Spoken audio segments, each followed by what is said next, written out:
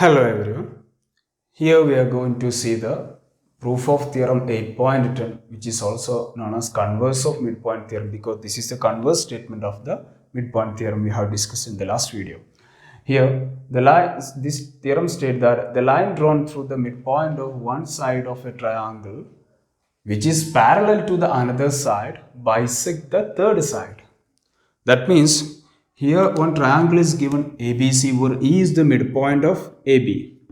And if you draw a line from E such that that line is parallel to BC to intersect the second side, where we can call that is F, then according to this theorem state that F is also a midpoint of AC. If this EF parallel to BC, then F will be midpoint of AC. The midpoint theorem was stated that if E and F are midpoints, then this will be parallel. Here it is given that E is a midpoint, and if this is parallel, then obviously F also will be midpoint. That is what we need to prove. Okay.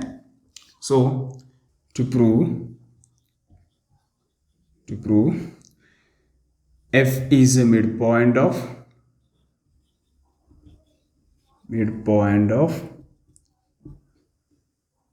AC. According to our consideration, F is some point on AC. We have to prove that is a midpoint. So for that, let's do some construction here.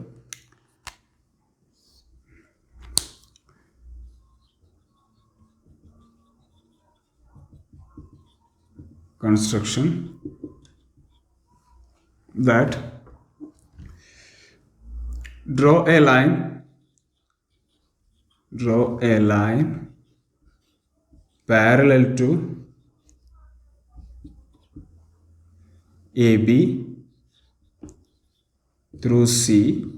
Same construction what we have done in the theorem 8.9 through C, and extend EF to intersect this line at D. So let's do the construction here. We are going to draw a line parallel to AB through C, okay, and extend this EF to intersect this line at the point D. This is what we have got. Now come to here in this quadrilateral BCDE. Now in quadrilateral BCDE, this DC parallel to EB. Am I right? DC parallel to BE or EB. Why? By construction. By construction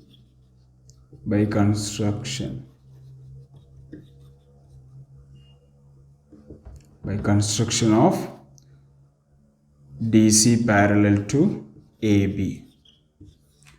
According to our construction, DC is parallel to AB. Obviously, this DC also parallel to EB according to our construction, and also ED parallel to BC. Why? ED is parallel to BC because already given that this EF is parallel to BC. Then if this EF is extended to the point D, obviously this ED also parallel to BC. Clear? So ED parallel to BC as EF parallel to BC, which is given. If in a quadrilateral both the pair of opposite sides are parallel, then that will be a parallelogram. That is a basic condition, a quadrilateral to be a parallelogram. So therefore, BCDE is a parallelogram. BCD is a parallelogram. if that is a parallelogram, then the opposite sides are parallel and equal. Clear? So we can say that implies BE parallel to BE is equal to CD. BE is equal to CD. Why BE is equal to CD? Because opposite sides of parallelogram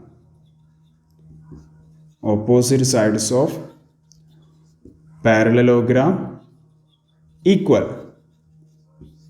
Parallelogram are equal because first of all we have proved that BCDE is a parallelogram. BCDE is a parallelogram. We have proved now. Therefore, the opposite sides of this parallelogram not only parallel but also equal. But AE is equal to EB. Okay, AE is equal to BE. Why? As E is a midpoint of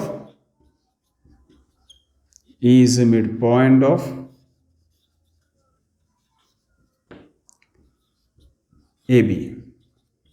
If E is a midpoint of AB, then obviously E will be equal to EB.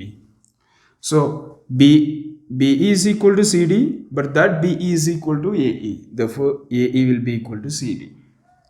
That implies AE is equal to CD. Now come to the triangles AEF and CDF. Same triangle what we are taking, the triangles we have taken in the proof of 8.9.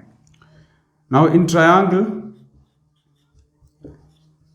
AEF and in triangle CDF, these two angles are equal.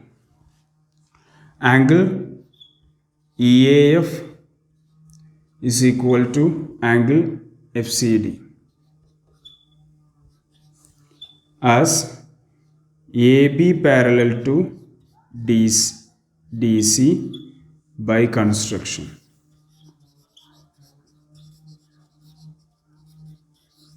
And this is equal, we have proved now, AE is equal to CD. Sorry, AE is equal to CD. These two are equal. AE is equal to CD. AE is equal to CD, which is already proved. Okay. So, angle side. Also, we will get these two angles are equal. Angle AFE is equal to angle DFC. Why? Vertically opposite angles. So AAS criteria we can use here to prove these two triangles are congruent. Therefore, triangle AEF congruent to triangle CDF by using AAS rule. We can also use ASA, because if you are taking these two angles are equal, by taking these two parallel lines and a transversal ED. Okay, any theorem we can use, no matter which theorem we are going to use. Now come to the last question, that if these two triangles are congruent, that implies the corresponding sides are equal.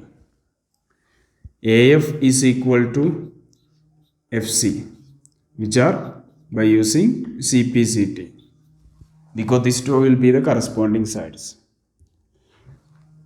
And if these two are equal, what is the meaning? F is a midpoint of AC. So F is a midpoint of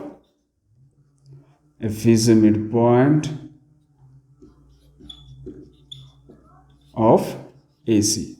Hence proved.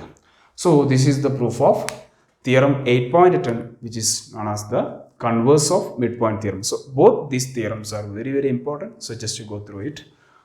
In the future videos, I will discuss the proof of some important theorems. There are many theorems we have to discuss from this chapter, but The proof of many theorems are very simple. So here we are just focusing only the proof of important theorems.